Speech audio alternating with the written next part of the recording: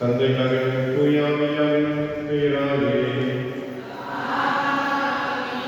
ஆண்டவராகிய இயேசு கிறிஸ்துவின் அருளும் கடவுளின் தூய ஆவியானவரின் நட்புறவும் உங்கள் கனிகளோடும் என்று இருப்பதாக.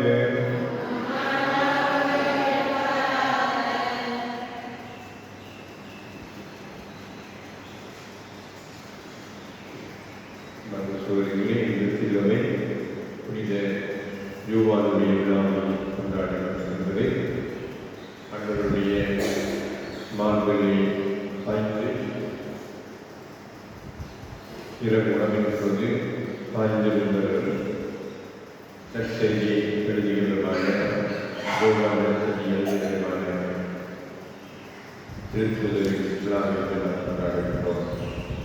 அன்றவர்கள் கண்டு பார்த்து தொட்டு அவர் அலுவலகத்தை போல நாங்கள் அந்த அலுவலகத்தை பெற்றுக்கொள்ள இன்றைய திருப்பதியை கொண்டாடுகிறோம். இன்றைய திருப்பதியிலே இறைவன் சரணத்திலே முக்கியமானதற்காக அழைத்துக் கொண்ட சுடரினி, என்வி, தேவராசா, புஷ்கராணி, சிதர்சன், கூகினி என்றவர்களுடைய ஆண்களை காட்டிக்காக கொண்டாடுகின்றோம். இனிமாக இங்கே சொல்பவரை செய்த நன்மைகளுக்காக நன்றி சொல்லி இதற்கு பிரியப்படுவதற்காக சென்று இறைவன் நம்முடைய வாழ்க்கையை சிறப்பாக இந்த வருடம் முழுவதும் செய்த அனைத்து நன்மைகளை நினைத்து ஆண்டவர்களுக்கு இந்த சொல்லி தந்தைக்கு பிரியாக கல்வியோடு கொடுப்போம்.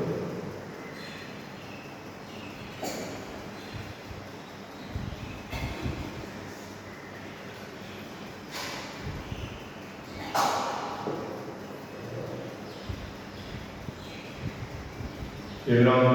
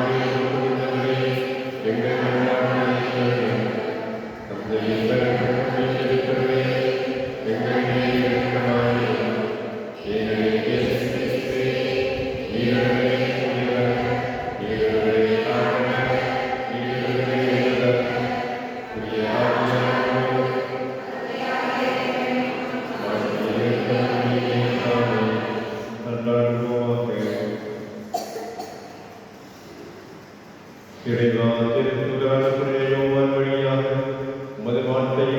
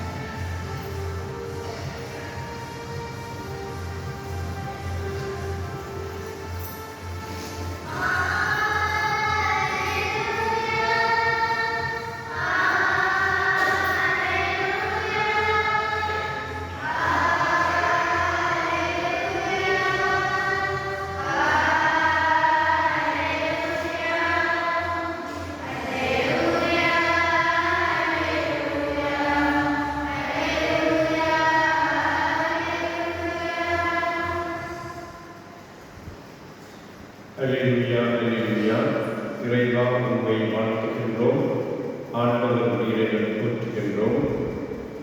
மறைசாட்சியரின் வெண்குழுவும் நிறைவாயுவை போற்றிடுமே. அல்லேலூயா.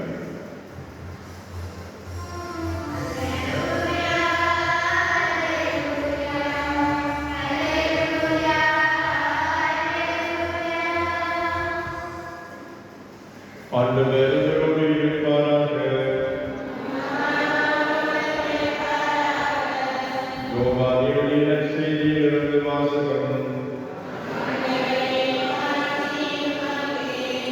வாரத்தின் முதல் நாள் மகதலேன மரியா சீமோன் பேதுருவிடமும் இயேசு தனி அன்பு கொண்டிருந்த மற்றைய சிறுவர்களிடம் வந்து, ஆண்டவரை கண்டறிலிருந்து யாரோ எடுத்துக் கொண்டு போய்விட்டார், அவரை எங்கே வைக்கிறோ எங்களுக்கு தெரியவில்லை என்றார். இதை கேட்ட பேதுருவும் மற்றைய சிறுவரும் கண்டறிந்து புறப்பட்ட இருவரும் ஒருமித்து ஓடினர்.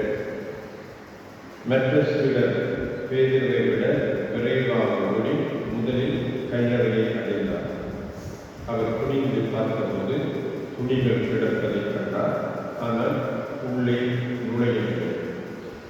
அவருக்கு பின்னாலே சீமோன் பேதுரு வந்தார். நேரே அவர் கல்லறைக்குள் நுழைந்தார். அங்கு துணிகளையும் இயேசுவின் தலையை மூடியிருந்த துண்டையும் கண்டார். அத்துண்டு மற்றைய துணிகளோடு இல்லாமல் ஓரிடத்தில் தனியாக சுருட்டி வைக்கப்பட்டிருக்கிறது. பின்னர் கல்லறைக்கு முதலில் வந்து சேர்ந்த மற்றைய சிலரும் உள்ளே சென்றார், கண்டார், நம்பினார். இது வாழ்வுதலும் கிறிஸ்துவின் நற்செய்தி.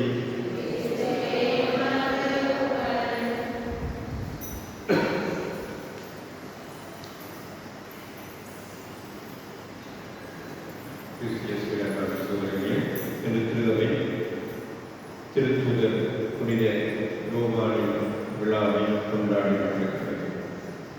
கிறிஸ்தவம் என்பது ஒரு வெறும் மெய்யியல் தொகுப்பு அல்ல. ஆனால் இது ஒரு இறை அனுபவம் சார்ந்தது என்பதைத்தான் இன்றைய விழா எங்களுக்கு மிக தெளிவாக சொல்லுகிறது. இன்றைய முதல் வாசகம் திருத்தூதர் யோவான் எழுதிய இந்த முதல் வாசகத்திலே அவர் மிக தெளிவாக சொல்லுகிறார், கிறிஸ்தவம் என்பது வெறும் ஒரு மெய்யியல் சித்தாந்தங்கள் ஒரு ஸ்தாபனம் அல்ல. இது ஒரு அனுபவம், இறை அனுபவம். இயேசுவை பற்றி பேசுகின்ற போது அவர் சொல்லுகின்றார், நாங்கள் கேட்போம், கண்ணால் கண்டோம், உற்று நோக்கினோம், கையால் தொட்டு உணர்ந்தோம், வெளிப்படுத்தப்பட்ட அந்த வார்த்தையை நாங்கள் கண்டோம் என்று இந்த இயேசுவுக்கு அவர் சாட்சியை சொல்லுவதை நாங்கள் கண்டோம். இந்த திருப்போதுதான் தன்னுடைய நற்செய்தியை வார்த்தை வலுவான நம்முடைய குடிக்கொண்டார் என்று சொன்னார். இந்த வார்த்தையை தான் திருத்தூதர்கள் தங்களுடைய கண்ணால் பார்த்தார்கள், காதால் கேட்டார்கள், அவர்கள் தன்னுடைய வார்த்தையை தொட்டு பார்த்தார்கள், மார்புற்றமாக சாய்ந்து பார்த்தார்கள். இது இந்த வார்த்தையை விடத்திலிருந்து இறங்கி வந்த அந்த வார்த்தையை, மனித உருவிலே வந்த வார்த்தையை அந்த இறைவனை தங்களுடைய வாழ்விலை அனுபவித்தார்கள். அதற்கு நாங்கள் சாட்சிகள், எனவேதான் நாங்கள் சாட்சியை கூறுகிறோம். கணிதனாக பெற்ற அந்த இயேசு கிறிஸ்து மீட்பர் என்று அதற்காக தங்களுடைய உயிரை அவர்கள் அர்ப்பணித்தார்கள். ஆகவே நம்முடைய வாழ்விலே நாம் கிறிஸ்தவர்களாக வாழ்ந்து கொண்டிருக்கின்ற இந்த வேளையிலே நம்முடைய கிறிஸ்தவ வாழ்வு எப்படி இருக்கின்றது? வருகின்ற சொல்கின்ற இந்த சட்டங்களையும் இந்த வழிபாட்டு முறைகளையும் நாங்கள் பின்பற்றிருக்கிறோமா? அல்லது உண்மையாகவே திருத்தூதர்கள் இயேசுவை கண்டு உணர்ந்து தொட்டு அனுபவிப்பது போல நாங்கள் இந்த வாக்கு மனுவாக நம்முடைய குடிகொண்டார் என்ற இந்த இயேசுவை எங்களுடைய வாழ்வை நாங்கள் உணர்கின்றோமா? யாரெல்லாம் உணர்வுடைய நற்செய்தியிலே மகதலேன மரியா கல்லறைக்கு ஓடி செல்கின்றார். ஏன் அவள் கல்லறைக்கு ஓடி சென்றார்? இயேசுவை மிக ஆழமாக நேசித்தார். அங்கெல்லாம் தன்மை இருக்கின்றதோ அங்கே விசுவாசம் ஆழமாக இருக்கும். ஒருவரை நீங்கள் உண்மையாக அன்பு செய்தால் அவர்களை நீங்கள் நம்பிக்கை கொண்டிருக்கும். இயேசுடைய பணி முடிந்தது என்று கொண்டிருந்தது மக்கள்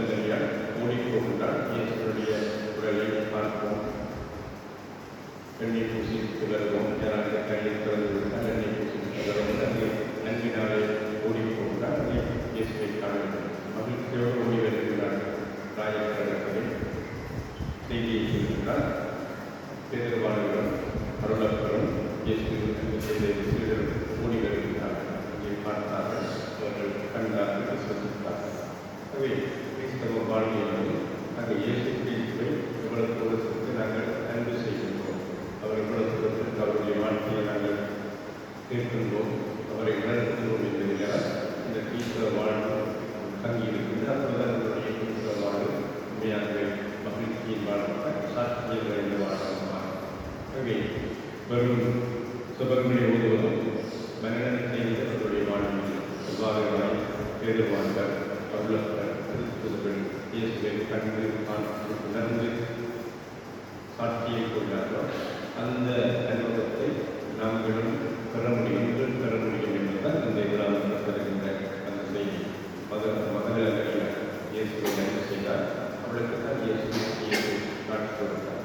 ஆகவே நாங்கள் எவ்வளவு தூரத்துக்கு இயேசுவை அன்பு செய்கின்றோமோ, நெருக்கமாக இருக்கின்றோமோ, அவ்வளவு தூரத்துக்கு இயேசு தன்னை உங்களுக்கு வெளிப்படுத்துவார், ஆண்டவருக்கு வெளிப்படுத்துவார். இயேசுவை அனுபவிக்க நாங்கள் செய்ய வேண்டிய ஒரே ஒரு காரியம், இந்த மகளிர் நடிகாலை கூட இயேசு இருப்பார். நாங்கள் உங்களுடைய மாற்றோடு சாய்ந்து கொண்டு அவரை நாங்கள் நேசிக்கப்பட கொண்டும் அன்பு செய்கின்றோம். தன்னுடைய இதயத்தை உங்களோடு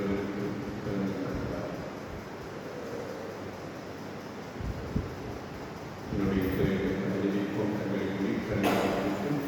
எங்களுடைய தொழில்களுக்காகவும் நம்முடைய சகோதரிகளுக்காகவும் வந்தார்கள்.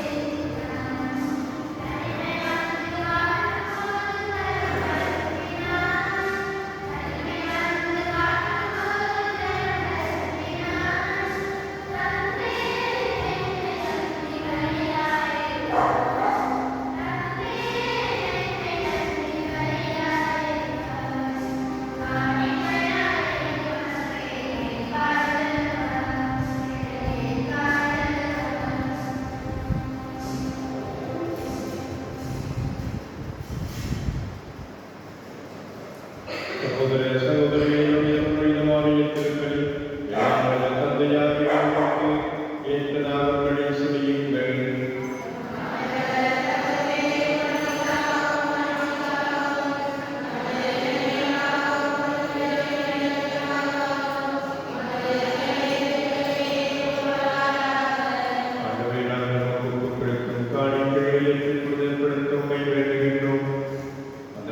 திருவிருந்து என்னும் ஊற்றிலிருந்து திருத்தூதர்களுமானவர்களை வெளிப்படுத்திய நிலை வாழ்ந்த வார்த்தையின் மறைமுறை நாங்கள் இவ்விருந்தின் வழியாக புரிந்து கொள்வோமாக.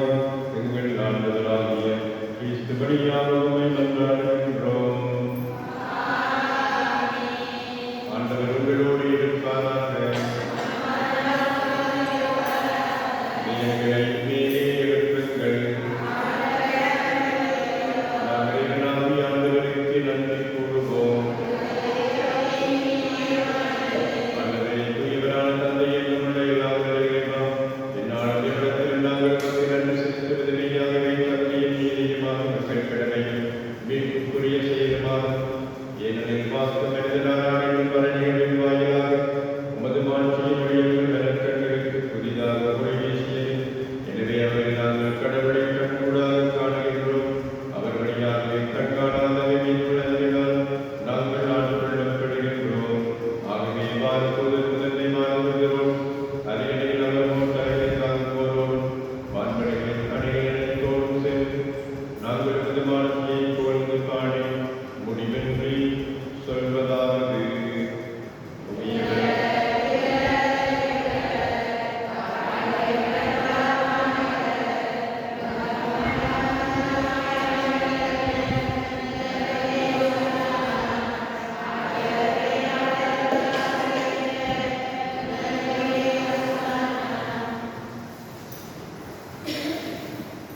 ஆண்டவரே, மெய்யாகவே தூயவர், தூய்மை அறிந்திருக்க மூன்று.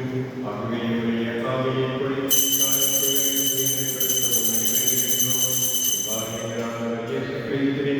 உடலும் இரக்கமாக எங்களுக்கு இவை மாறுதலாக.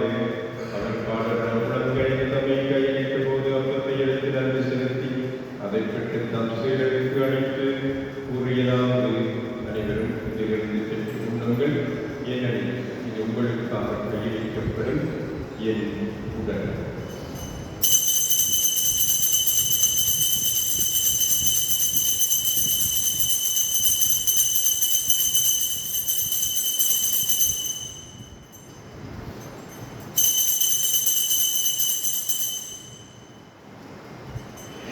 அவனமே பிறர்தம் இடத்தை எடுத்து மென்று உமக்கு நன்றி கூறி தம் சீடருக்கு அழைத்து அவர் கூறியதாவது: அனைவரும் இதிலிருந்து பெற்றுப் பெறுங்கள், ஏனெனில் இது புதிய நிலையான உடன்படிக்கைக்குரிய எங்களுக்கு சின்னம். இது பாவ மன்னிப்புக்கென்று உங்களுக்காகவும் பலருக்காகவும் சிந்தப்படும். இதை என் நினைவாக செய்யுங்கள்.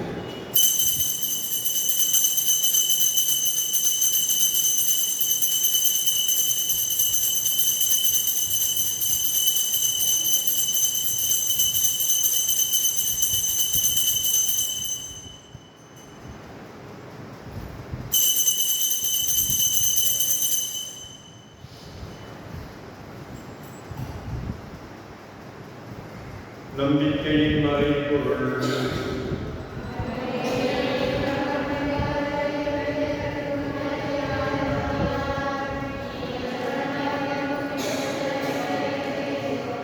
ஆகவே ஆண்டவரை நாங்கள் கிறிஸ்துவினிடத்திலே வாழ்வியல் வர்க்கத்தையும் வெண்படைக்கும் கிண்ணத்தையும் ஒப்புக் கொடுக்கின்றோம். திருமணம் உமக்கு ஊழியக்குரிய தாமதங்களை ஏற்றுக்கொண்டு எனவே உமக்கு நன்றி செலுத்துகின்றோம். மேலும் கிறிஸ்துவின் உடலில் இரத்தத்தில் பங்கு கொள்ளுங்களை தூயாமையோடு சேர்க்க வேண்டும் என உண்மைத்தான் அறிவுடன் மன்றாடுகின்றோம். ஆண்டவரே, இவர்களுக்கு பரவியிருக்கும் உமது திருகவையை கூந்தலும் எங்கள் திருத்தந்தை 14ஆம் நியமுலாயம் ஜஸ்டின் ஜானத்திலான திருவிழாவை அனைவரும் உமது திருகவை அன்பில் நிறைவு பெற செய்தலும்.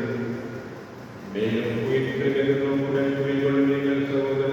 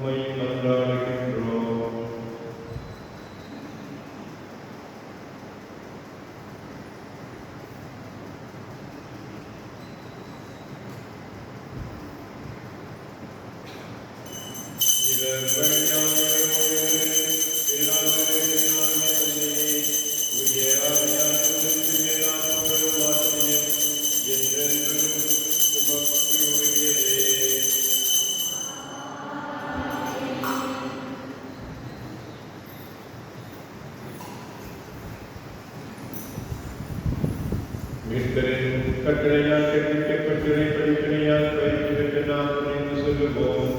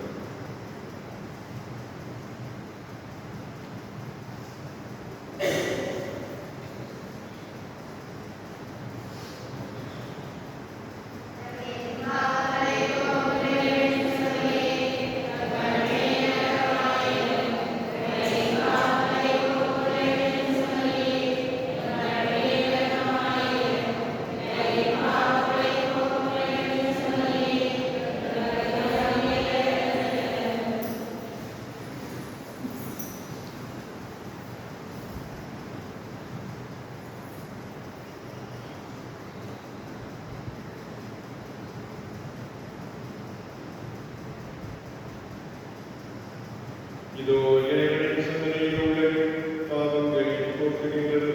சிந்தனையை திறந்து அழைக்க பெற்றோர் பேர் பெற்றோர்.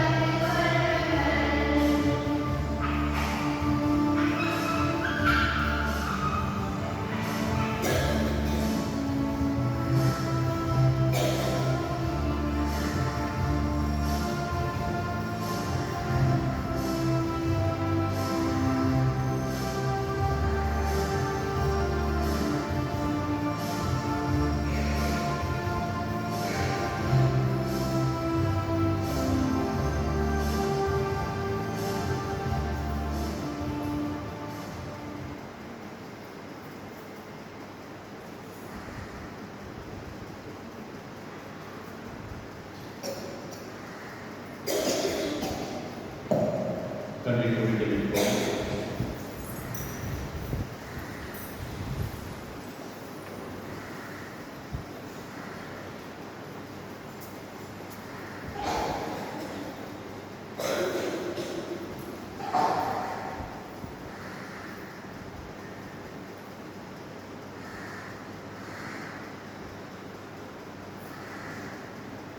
எல்லாம் நல்ல இறைவா மனிதரான வார்த்தையை திருத்தூதரான சதையோவான் போதித்தார்.